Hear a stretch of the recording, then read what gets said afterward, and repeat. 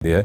Jadi seberapa besar ditekan, sebesar itu pula energi yang akan dihasilkan. Nah, ketika rakyat ditekan dengan kebijakan-kebijakan, dengan contoh-contoh, dengan cara-cara yang menekan rakyat, maka rakyat akan menekan juga. Nah, inilah yang bisa kita lihat sekarang ini, itu pembuktian teori Archimedes itu, bahwa yang terjadi sekarang ini adalah luapan kekecewaan sekaligus kemarahan yang baik itu kebijakan akibat kebijakan yang dibuat oleh pemerintah maupun soal perilaku para pembuat kebijakan itu sendiri, seperti anggota DPR yang menyatakan rakyat tolol, kemudian joget-joget di gedung MPR dan sebagainya. Itu kan kemarin itu kan fokusnya mahasiswa ya sebenarnya ya.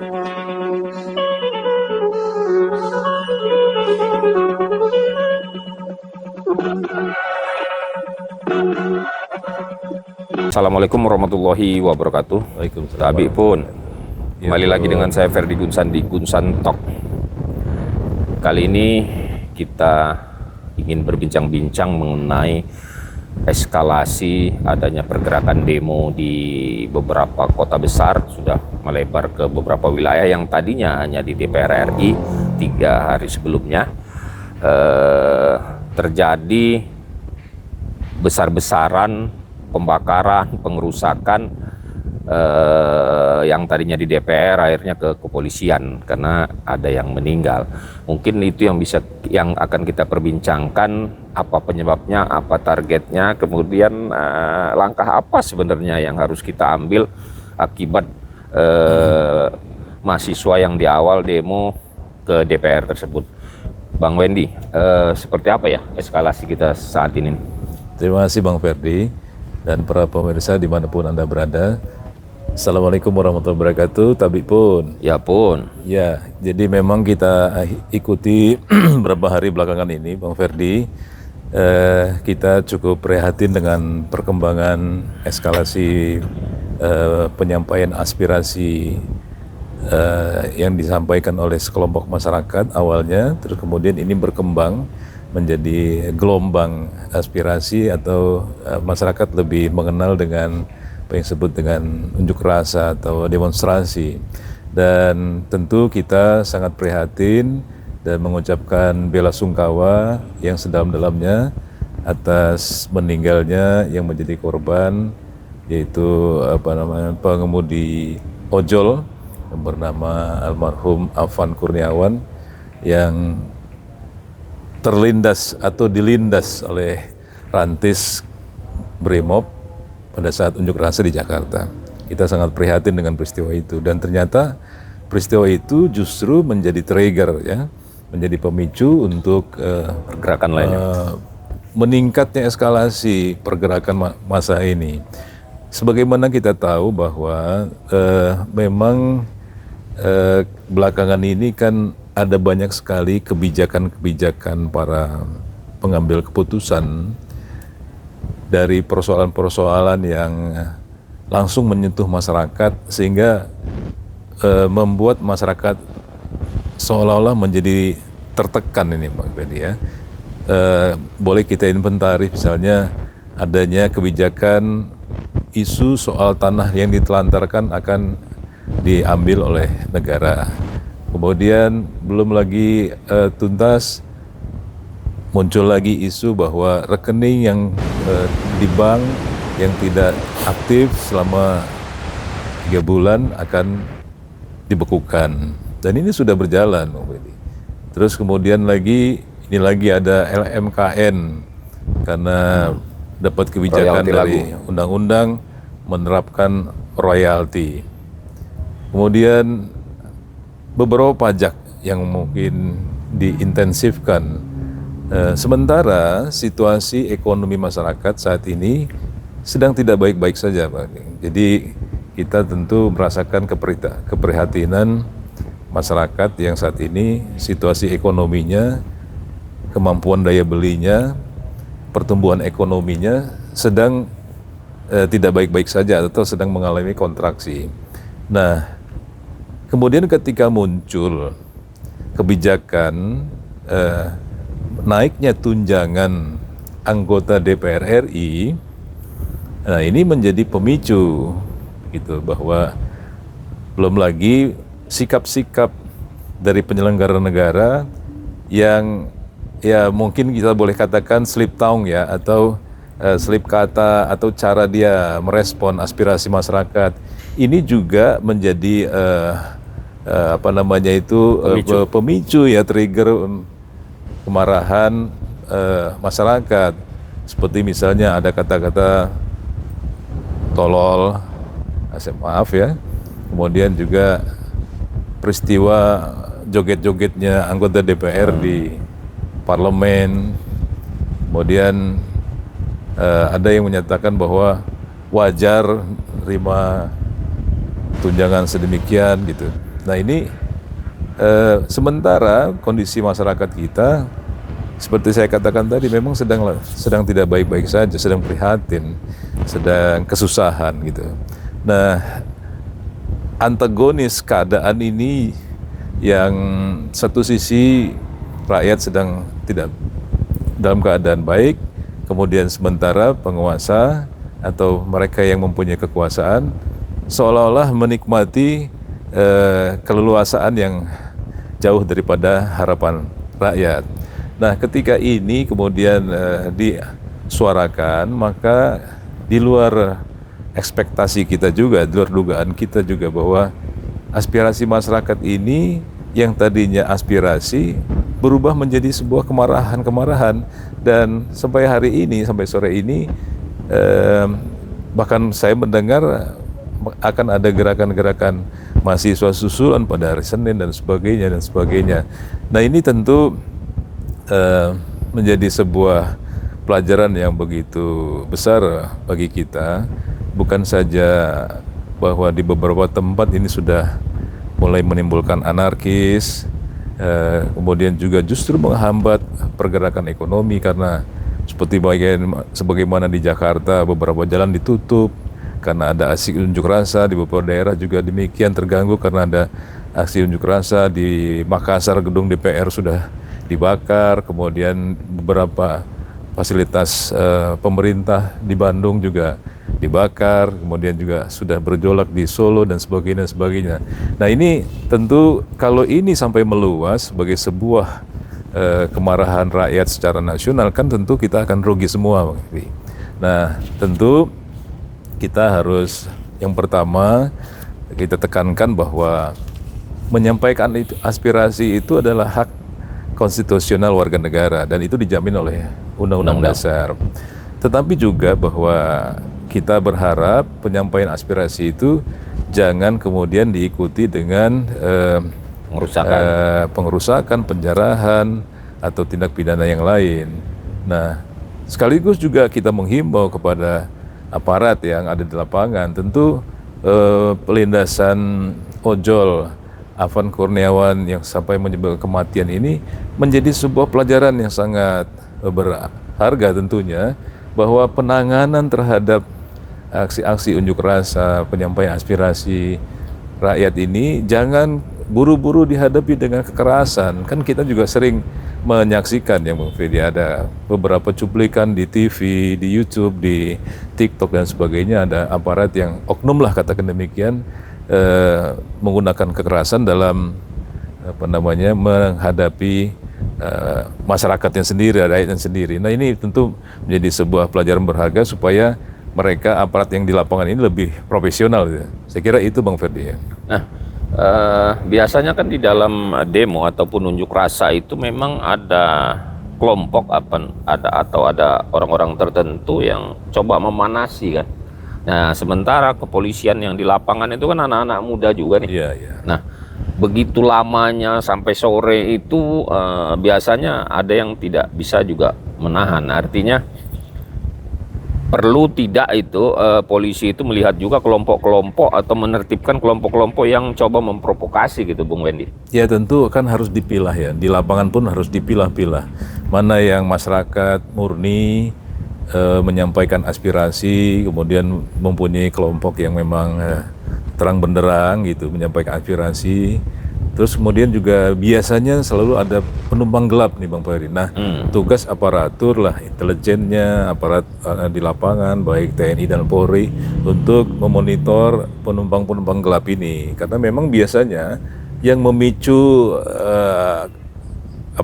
kontraksi dalam sebuah gerakan penyampaian aspirasi itu atau memicu munculnya anarkisme itu biasanya para penumpang gelap ini Bang Ferdi. Jadi dia selain memanfaatkan situasi, dia juga menikmati huru-hara itu.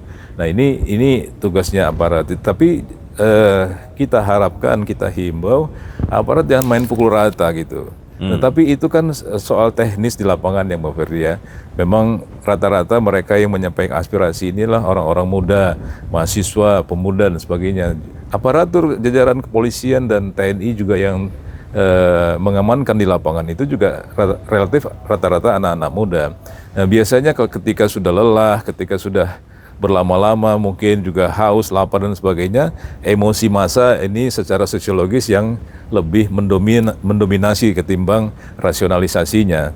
Nah oleh karena itu tentu para pimpinan massa maupun pimpinan satuan pengamanan di lapangan ini sangat penting untuk bisa mengendalikan posisi di lapangan. Itu secara teknis Bang Ferdi. Tapi secara substantif saya kira ini momentumnya untuk bagaimana para pembuat kebijakan ini untuk menahan diri, kemudian merefleksikan peristiwa ini sebagai sebuah catatan untuk introspeksi.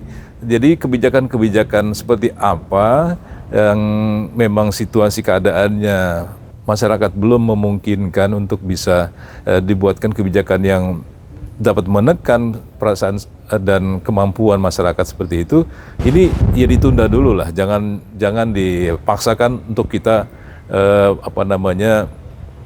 dibuat kebijakan dalam rangka target-target pemenuhan APBD atau APBN misalnya penerimaan, sebagaimana kasus Pati kan kita lihat bahwa juga beberapa daerah yang lain menaikkan PBB perdesaan dan perkotaan itu dengan sampai 250%, 1000% dan sebagainya. Ya, tapi menaikkan PBB ini kan ada dampak dari pusat juga karena pengurangan transfer ke daerah itu kan dikurangi. Ya. Akibatnya kepala-kepala daerah itu kan berpikirannya terlalu cepat untuk menaikkan PBB karena itu yang dilihatnya lebih mudah gitu kan. Ya. Tapi dia tidak melalui survei ataupun tidak melalui penelitian bagaimana dampaknya bagi masyarakat gitu. Ya, itulah tadi yang saya bilang para pengambil kebijakan baik itu nasional maupun di daerah, para kepala-kepala daerah itu bisa menahan diri untuk tidak membuat target-target ambisius yang bisa membebani rakyat. Ini kan sekarang persoalannya kita sedang menghadapi persoalan bersama loh.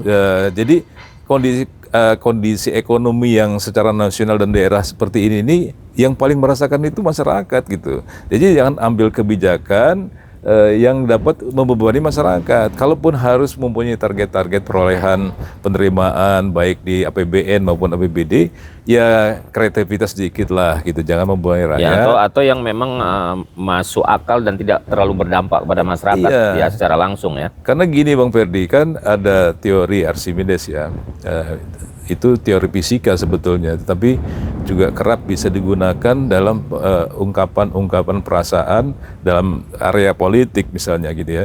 Jadi seberapa besar ditekan, sebesar itu pula energi yang akan dihasilkan. Nah ketika rakyat ditekan dengan kebijakan-kebijakan, dengan contoh-contoh, dengan cara-cara yang menekan rakyat, maka rakyat akan menekan juga. Nah inilah yang bisa kita lihat sekarang ini, pembuktian teori Archimedes itu, bahwa yang terjadi sekarang ini adalah luapan kekecewaan sekaligus kemarahan yang baik itu kebijakan akibat kebijakan yang dibuat oleh pemerintah maupun soal perilaku para pembuat kebijakan itu sendiri, seperti anggota DPR yang menyatakan rakyat tolol, kemudian joget-joget di gedung MPR dan sebagainya. Itu kan kemarin itu kan fokusnya mahasiswa ya sebenarnya ya, belum ditumpangi oleh masyarakat umum ya. Fokusnya mahasiswa itu ke DPR kan, ke DPR minta bubarkan DPR kalau nggak salah juga minta bubarkan DPR walaupun di konstitusinya juga nggak masuk akal ya secara konstitusi karena DPR wakilnya rakyat gitu polanya. Nah, apa mungkin dengan pemicunya meninggalnya ojol Afan Kurniawan ini itu jadi luapan yang tadinya memang tertutup nggak berani, belum bisa meledak, ini airnya meledak. Ya, itulah yang disebut dengan eskalasi pergerakan di lapangan ya Bang Fedi ya. Yang awalnya hanya aspirasi meminta supaya tunjangan DPR itu dirasionalisasi atau dicabut karena kondisi ekonomi dan masyarakat sedang tidak baik-baik saja. Kemudian ini bergerak lagi soal tuntutan buruh, dan kemudian dalam kaitan dengan demo buruh itu ada juga korban yang justru memantik atau menjadi trigger atau pemicu kekuatan entitas masyarakat lainnya, yaitu ojol. Ya, Kelompok ojol ini yang ternyata juga besar, ribuan, kelompok ojolnya besar. Dan kita memang mungkin sedikit melupakan bahwa aparatur keamanan di lapangan yang bermodalkan senjata dan seragam pun ternyata bisa kelabakan dengan kelompok ojol yang hanya bermodalkan helm dan jaketnya gitu. Ya sebelumnya juga ojol itu kan pernah beberapa kali demo. Ya. Terakhir mereka demo soal potongan-potongan dari apa itu, penyedia aplikasinya nih, dari Gojek ya. Kalau nggak salah penyedia aplikasinya yang terlalu tinggi membebankan ke mereka sebesar 20% dan plus ini. Dan mereka menurut saya solid. Dengan dipicu ini berarti dia makin meledak lagi kan. Ya membangkitkan semangat inilah. Dan nggak selesai juga yang kemarin 20% itu nggak selesai itu. Membangkitkan semangat Korsa. Jadi memang ketika muncul tindakan-tindakan yang bersifat menindas gitu, apalagi sampai menimbulkan korban, maka akan semangat terbangun esprit de corrupt daripada entitas itu. Nah ini yang terjadi, dan tentu kita berharap bahwa secara substansi kebijakan ini bisa ditahan diri, bisa dikendalikan, bisa ditunda atau mungkin dihapuskan. Kemudian secara teknis di lapangan teman-teman juga, masyarakat, kelompok identitas dan lain-lain termasuk mahasiswa juga bisa menahan diri supaya penyampaian aspirasi ini tidak ditumpangi atau bahkan justru berubah menjadi sebuah gerakan anarkis yang tentu akan merugikan semua kita. Tapi Bung Wendy, saya melihat di daerah ya, tadi pagi saya melihat di Pekalongan, kemudian Cirebon itu terjadi pembakaran-pembakaran ya, dan tidak ada penjagaan. Ini menurut Bung ini kenapa ini dibiarkan? Apakah ini mengulang seperti 98 karena sudah tidak terkendali? Iya, kita berharap bahwa negara tetap dapat mengendalikan, karena itu adalah tugas konstitusionalnya negara untuk menjaga keselamatan seluruh warga negaranya. Nah, tentu kita mungkin yang akan terjadi di lapangan ini supaya untuk menekan atau memperkecil tingkat benturan antara warga masyarakat dengan aparatur yang ada di lapangan. Mungkin itu yang dilakukan oleh aparat sehingga bukan membiarkan, saya kira Bang Ferry, dia hanya menjaga supaya utamanya fasilitas-fasilitas negara, fasilitas penting itu tidak terganggu, tetapi konsentrasi massa, luapan massa, aspirasi massa ini tersalurkan. Tapi itu kan uang rakyat juga sebenarnya untuk ngebangun itu yang pemerintah. Apalagi sekarang kan udah kemarin itu juga ada merembet ke kendaraan orang lain. Di Jambi kemarin itu kendaraan wartawan dibakar di Kejaksaan Tinggi di semalam ya.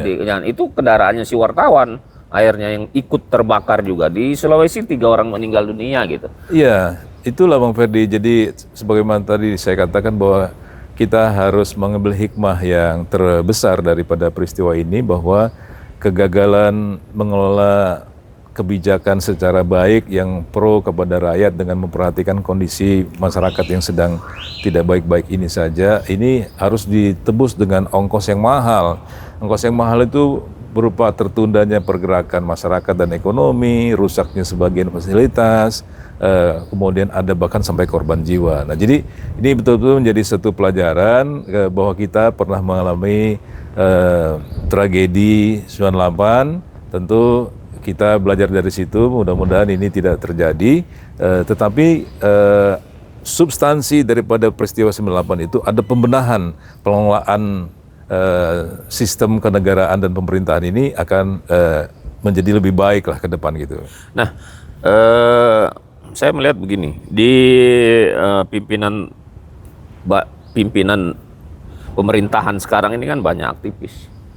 Aktivis 98 tuh saya kira mendominasi juga di aktivis 98. Ya. Tapi ada juga aktivis setelahnya gitu ya. Ya kemarin ada diskusi di Trisakti yang seseorang itu saya nggak sebut namanya sudah jadi menteri mengatakan bahwa aspirasi itu tadi jangan ada pengerusakan, jangan ada ini, sampaikan aspirasi itu langsung. Tapi kapan kita bisa menyampaikan itu langsung ke menteri kan udah nggak mungkin tuh. Dan mereka sebenarnya mengalami akibatnya ada benturan tuh sebenarnya. Ya. Jadi menurut saya mereka aktivis yang sekarang banyak di pemerintahan ini hanya melihat ketika dia di atas, dia tidak melihat ketika dia jadi aktivis. Itu saya rasa perlu pembenahan juga ya Pak.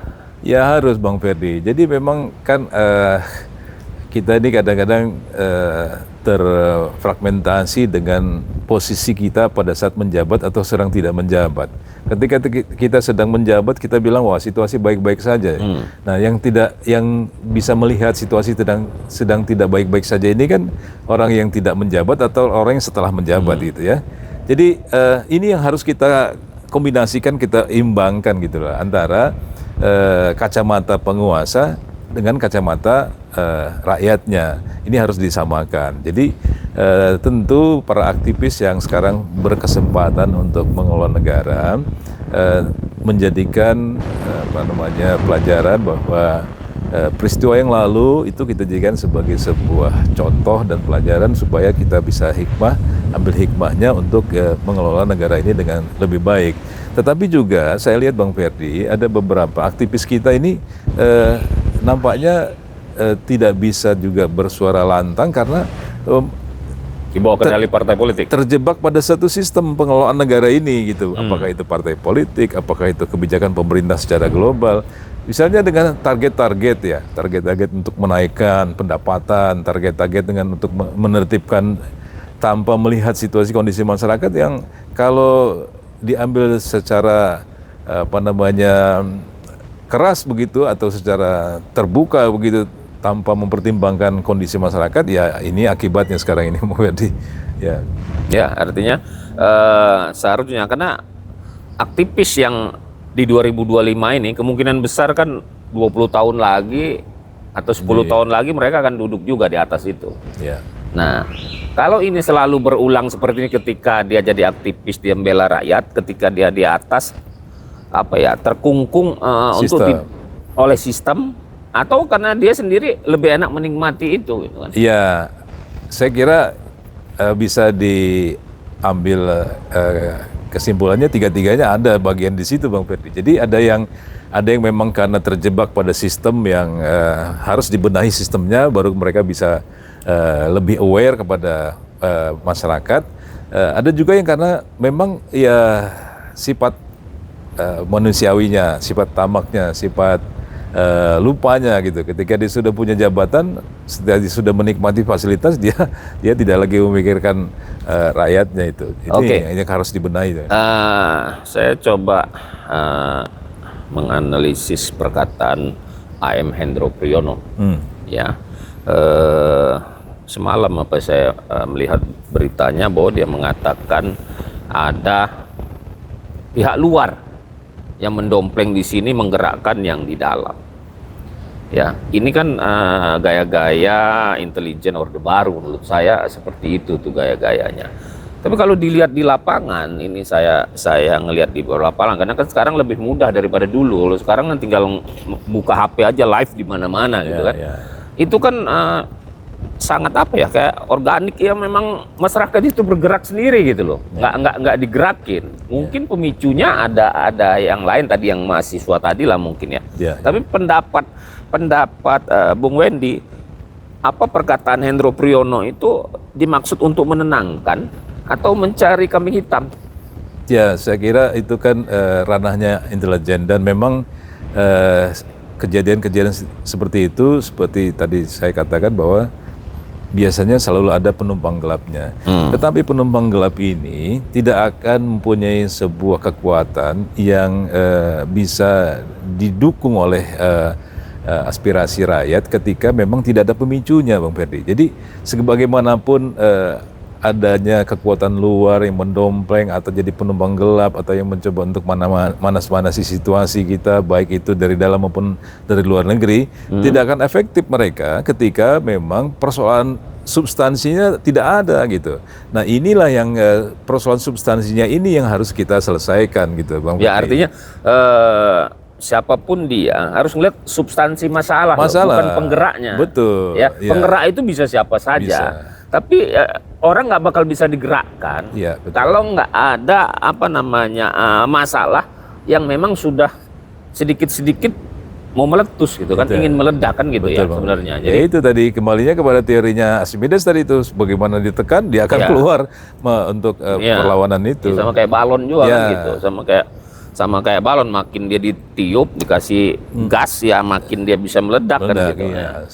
Semakin besar ledakannya kan. Semakin besar ledakannya. Kalau ditahan-tahan dia terus. Jadi saya kira mungkin ada benarnya pernyataan Pak Hendro, tetapi menurut saya yang lebih penting bagi kita, baik itu penyelenggara negara maupun mereka yang mempunyai pengambil kebijakan, untuk bisa lebih memperhatikan supaya kebijakan-kebijakannya tidak menjadi kontraproduktif, justru menimbulkan masalah bagi masyarakat gitu. Kan yang harus dijaga betul itu adalah haknya masyarakat loh, bukannya mengedepankan fasilitas bagi penyelenggara negara. Apalagi situasi sedang tidak baik-baik saja begini. Nah, kalau memang seperti teman-teman DPR gitu diberikan tunjangan sesuai dengan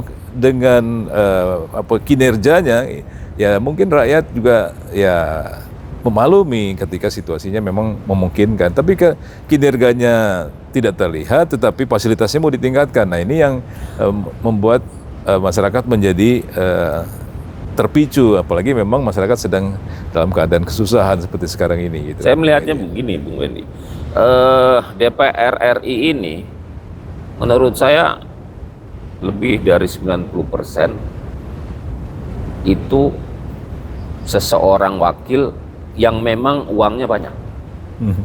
Dari kelompok yang punya uang. Ya, dari kelompok aktivis yang nggak punya uang itu sangat sedikit menurut saya. Itu sangat berat kalau dia tidak punya kekuatan di bawah. Nah, artinya ada juga, sebelum saya ngomong artinya, ada juga kelompok anak pejabat, anak petinggi itu lebih dari 50% menduduki sana yang suaranya juga tidak terdengar nih. Ya bukan kita cemburu ya, bukan kita cemburu. Tapi dampak dari pemilihan yang seperti ini, hanya orang yang berduit yang bisa duduk di sana. Itu memungkinkan tidak adanya amandemen soal undang-undang pemilu ini. Ya, itulah Bang Ferdi. Jadi memang konstruksi daripada kehadiran anggota DPR yang sekarang ini merupakan refleksi daripada hasil pemilu yang sistem politiknya seperti ini. Nah, maka oleh karena itu tadi Bang Ferdi sudah mencoba untuk menginventaris yang kelompok-kelompok seperti itu ya. Tentu muaranya mereka ini bisa kita lebur, bisa kita evaluasi, bisa kita gantikan dengan kelompok masyarakat yang lain apabila sistem politiknya kita juga berubah. Ya bukan gantikan, maksudnya lebih realistis. Ya, pada pemilu depan ya. Gantikan itu bukan cuma sosoknya, tapi bukan memindahkan aja kan, bukan secara fisik gitu, tapi pikirannya gitu. Jadi dari sebuah sistem politik, termasuk di dalamnya sistem pemilu gitu, yang lebih mengedepankan bagaimana bisa menyuarakan aspirasi rakyat, itu yang nanti akan representasi mewakili rakyat duduk di DPR. Sekarang ini kan karena lebih pada pendekatan, ya mohon maaf lah, kita kemarin beberapa pengamat dan kalangan mengatakan bahwa pemilu yang paling buruk, paling brengsek itu sejak tahun 2055 ya pemilu 2024 kemarin, karena memang ada yang mengatakan bahwa demokrasi dalam angka-angka, termasuk Wanipiro, nomor piro, dan sebagainya gitu. Iya, ya, demokrasi dalam angka artinya. Yang kemarin Effendi Ghazali itu nyebut apa ya, saya lupa itu demokrasinya, demokrasi apa gitu. Jadi kita sedang tidak menjalani demokrasi sebenarnya, gitu. Hanya aturannya aja itu dia demokrasi gitu. Nah, ini kan kita nggak bisa saling menyalahkan juga. Si DPR ini dia bisa terpilih karena pragmatis, transaksional ya. Dia transaksional. Jadi si DPR ini makin besar kepala juga akibat transaksional ini terhadap rakyat ini. Nah, si rakyat ini juga nggak peduli dia transaksional karena di kepalanya yang dia lihat itu dapatnya ya itu gitu. Itulah makanya. Jadi artinya sistem ini harus ada perubahan kan begitu. Betul Bang Ferry. Jadi sistem inilah yang melahirkan semangat atau cara-cara pragmatisme dalam menentukan siapa yang terpilih. Yang awalnya itu dari pemilihan kepala daerah secara langsung dengan memobilisasi kelompok-kelompok masyarakat, kemudian dengan latar belakang pendidikan masyarakat yang belum begitu mumpuni, dengan kondisi ekonomi yang masih membutuhkan pembiayaan yang lebih banyak lagi untuk mencapai kemakmuran kesejahteraannya, maka unsur-unsur ini menjadi ladang yang subur bagi pola-pola pragmatisme membayar orang untuk membeli suaranya dengan menukar dengan materi. Dan kita lebih senang kayak gitu kayaknya, biar tetap terpilih gitu kan. Ya, itulah makanya ini kan karena sistem Bang Ferry. Jadi saya kira kita tidak bisa hanya menyalahkan pelakunya, kita juga tidak bisa menyalahkan masyarakat yang melakukan itu juga, tetapi mari nanti kita benahi sistemnya supaya hal seperti ini tidak bisa terjadi lagi gitu. Jadi ke depan pemilu itu bukan diwarnai oleh demokrasi dalam arti angka-angka, tapi memang demokrasi yang dijalankan secara substantif, betul-betul bisa menyuarakan aspirasi masyarakat. Nah, ini juga apa yang terjadi seperti ini kan, seperti ada jarak ya, ada gap antara rakyat dengan DPR-nya gitu. Sehingga rakyatnya marah, kemudian DPR-nya menentukan tunjangannya secara sembarangan tanpa mempertimbangkan kondisi masyarakat, rakyatnya marah, ya akhirnya terjadilah apa yang kita ikuti. Ya, karena mungkin di pikiran DPR RI karena kepentingan ini kan gua bagi juga nanti katanya. Ya, itulah. Iya. Ini kan gua bagi juga. Betul. Tapi kan rakyat nggak ngelihat gua bagi juga itu kan. Itulah itu yang terjadi kan. Jadi udah menjadi sebuah lingkaran setan ya Bang Ferdi antara si anggota legislatif dengan rakyatnya gitu. Jadi yang ada dalam pikiran itu karena sistem tadi itu mencari uang sebanyak-banyaknya, nanti termasuk dibagi-bagi di daerah juga untuk rakyatnya. Padahal kan bukan itu sebenarnya semangatnya, itulah yang bagaimana supaya yang terpenting adalah bagaimana aspirasi rakyat itu bisa terwakili oleh anggota DPRD dalam bentuk pembuatan kebijakan, bukan ditukar dengan sesuatu dengan yang materi, dengan bansos, dengan itu gitu. Itu mentalnya jadi berubah, jadi mental bansos, ekonominya tidak berubah kan? Tidak gitu, berubah. Ya? Gitu. Jadi kalau kita sebagai pimpinan di negara ini hanya memikirkan, wah gampang kalau ada kesusahan kita kasih bansos, bantu renovasi rumah, ya cuman itu aja kan instan ya, sesaat ekonominya nggak berubah ya tetap bergerak, juga kan ada suatu saat akan ada ledakan. Nah ini udah terjadi lagi di 2025 ini ada ledakan seperti itu. Ledakan sebelumnya kan nggak sebesar ini gitu, kebakaran. Jadi 98 ke 2025 ini ya sekitar 27 tahun kemudian kan gitu jadi, ingat kita pola gerakan 20 tahun nih. Oke, ini saya minta pendapat yang terakhir nih, soal gerakan-gerakan yang menyatakan ada pihak lain ini disebut mantan presiden yang coba menggerakkan seperti ini agar presiden yang sekarang jatuh digantikan oleh wakil presiden. Itu seperti apa itu? Apa hoax aja itu? Saya kira itu terlalu gegabah dan prematur Bang Ferdi. Jadi kan kalau untuk sampai eskalasi ini sampai mengganggu kepemimpinan nasional dalam arti posisi presiden wakil presiden, saya kira masih agak jauh lah itu ya. Tetapi yang paling penting yang saya lihat gitu bahwa memang dengan peristiwa-peristiwa ini baik yang di Jakarta maupun daerah-daerah, kita harus memetik hikmah dan pelajaran yang begitu besar bahwa jajaran kepemimpinannya presiden ini tidak sembarangan mengambil kebijakan yang menekan rakyat tanpa memperhatikan kondisi masyarakat. Itu saya kira substansinya ke sana lah, bukan dalam rangka untuk mengganti kepemimpinan nasional. Ya kalaupun ada suara-suara itu, saya kira itu belum tentu didukung sama masyarakat lah itu. Ya boleh-boleh aja. Boleh-boleh aja. Namanya spekulasi politik Boleh-boleh kan. aja. Tapi artinya para pembantu presiden ini juga harus memikirkan dampak gitu. Iya. Atau lapor dulu ke presiden atau diskusikan dulu kepada publik ya. Uji kelayakan dari suatu keputusan itu sebelum dilaksanakan kan gitu. Betul. Mungkin lebih baik begitu, terdengar dulu, ricuh dulu, tapi kan belum dilaksanakan. Iya. Mungkin itu lebih baik. Iya. Dan melihat soal pengangkatan kepala staf ataupun Kapolri. Kalau dulu zaman Pak Harto itu setiap penggantian 5 tahunan itu pasti diganti, ya. Kasat, Kasal, Kasau, Kapolri itu diganti. Setiap penggantian presiden pun diganti. Nah, saat ini Kapolri kita itu sudah 4,5 tahun dan dia muda, sangat muda, ada gap antara kakak letingnya gitu. Di zaman Pak Harto itu setahun mau pensiun baru diangkat. Yang ini menurut saya menepis adanya gap antar letting.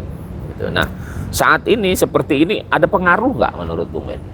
Ya ini momentum Bang Ferdi. Jadi saya Kapolri kira, nih yang saya lihat ya. Kalau Kasat kan kayaknya berapa kali ganti nih. Ya, ini momentum Bang Ferdi. Jadi dengan mengambil contoh posisi jabatan Kapolri, saya ingin menggarisbawahi bahwa pentingnya meritokrasi sistem dalam mengangkat dan mengelola jabatan-jabatan, terutamanya jabatan publik untuk diisi oleh orang yang memang mumpuni dan cakap untuk itu. Terus kemudian juga meritokrasi sistem ini juga kan menjaga supaya tidak ada kejenuhan kepemimpinan. Nah, jadi pergantian kepemimpinan yang secara ajak, kemudian secara sesuai dengan, kalau tadi Kapolri itu sesuai dengan angkatan dan sebagainya. Ini sesuatu yang saya kira penting dan diambil hikmahnya. Jadi kalau ada satu jabatan publik yang jabatannya sudah hampir mendekati 4,5 tahun, ini hampir satu periode tidak ikut pemilu dia, ya padahal kan yang 5 tahun itu kan ya, jabatan yang setara dengan jabatan yang election official istilahnya itu, jadi mengikuti berdasarkan pada periode jabatan pemilu gitu. Ya, nah gini, kalau saya melihatnya gini, entah nanti Bung Wendy silakan dikomentarin. Saya melihatnya begini, ketika karena yang bisa mengganti Kapolri, Kasal, Kasat dan Panglima itu adalah presiden. Ya, gubernur itu tidak bisa mengganti Danrem. Ya kan gitu. Begitu juga bupati ataupun wali kota nggak bisa ganti itu yang namanya dandim. Ya kan, cuman presiden yang punya hak luar biasa mengganti pucuknya. Ya kan. Nah sementara itu kan komando. Ya presiden bisa melakukan komando itu sampai di tingkat bawah gitu. Tapi kalau gubernur kan nggak bisa itu Pak, walaupun dia pemilihan juga langsung. Nah, saya melihatnya begini, ketika dia kelamaan, dia buat sistem sendiri di dalam sistem. Dia buat sistem sendiri, akhirnya dia bisa mengendalikan itu nanti dari luar. Karena dari sampai Kapolsek pun kalau dia di kepolisian, dia kendalikan sudah 4 tahun lebih ini kan jadi orang dia.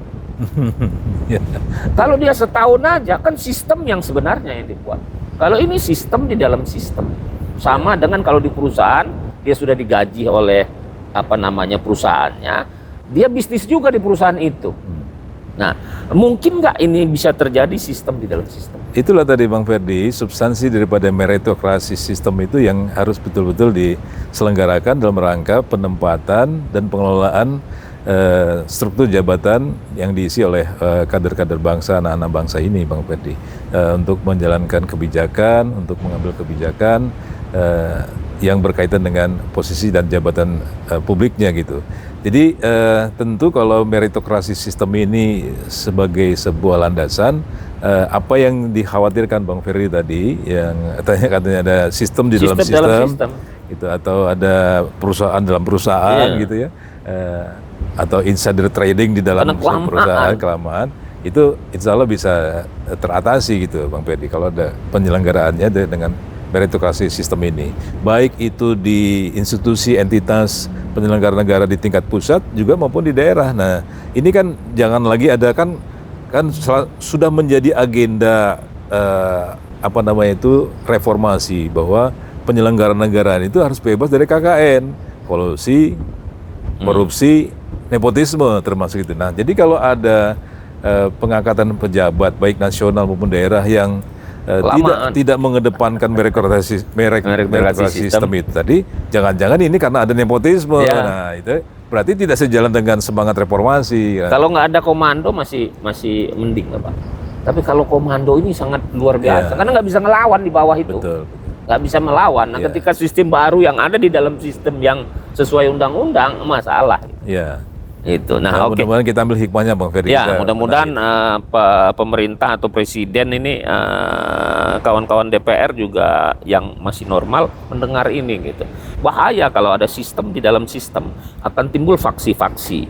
Oke, mungkin Bung Wendy dari beberapa tadi ada 3 poin atau 4 poin yang bisa disimpulkan, silakan. Ya, terima kasih Bang Ferdy. Jadi pemirsa, bahwa kita harus memetik hikmah dan semangat yang bisa kita petik pada terjadinya peristiwa-peristiwa yang belakangan ini dipicu oleh kebijakan-kebijakan yang diduga menekan rakyat, padahal rakyat sekarang kondisinya sedang tidak baik-baik saja secara ekonomi. Maka oleh karena itu kita menjadikan peristiwa ini bagaimana para pengambil kebijakan baik di tingkat nasional maupun daerah itu betul-betul mengedepankan apa yang sesungguhnya kondisi masyarakat yang terjadi tanpa menimbulkan beban kepada masyarakat, baik apakah itu berupa pajak-pajak, kemudian penggunaan fasilitas umum yang sebelumnya diberikan keleluasaan akhirnya dibatasi dan sebagainya. Kalaupun ini harus dilakukan dalam rangka efisiensi, dalam rangka untuk meningkatkan penerimaan, dalam rangka untuk efektivitas penyelenggaraan pemerintahan, baik nasional maupun di daerah, kita harapkan bahwa pelaksanaan ini secara bertahap, jangan secara mendadak seperti ini, sehingga masyarakat itu bisa menjalankan kebijakan ini secara adaptif gitu, disesuaikan dengan kemampuan masyarakatnya saat ini. Saya kira itu Bang Ferdy. Oke, pemirsa Gunsan Talk, itulah kesimpulan yang bisa kita ambil dari perbincangan kita pada hari ini dengan Dr. Wendy Melpa, dan saya juga lebih dalam lagi kita melihat ini, bahwa sesuatu yang kelamaan atau jabatan yang terlalu lama itu akan membuat nepotisme dan menjadikan orang itu arogansi, dan suatu saat akan terjadi ledakan. Nah, mungkin ini yang terjadi pada hari ini. Mudah-mudahan para pemegang kebijakan dapat melihat ini sebagai suatu hal yang positif, dan tentunya akan ada perubahan di undang-undang agar tidak terjadi hal-hal seperti ini. Demikianlah bincang-bincang kita pada hari ini, semoga bermanfaat. Wabillahi taufiq wal hidayah. Wassalamualaikum warahmatullahi wabarakatuh. Waalaikumsalam warahmatullahi wabarakatuh. Tapi Pun. Ya, Bu. Terima kasih Bang Ferdy.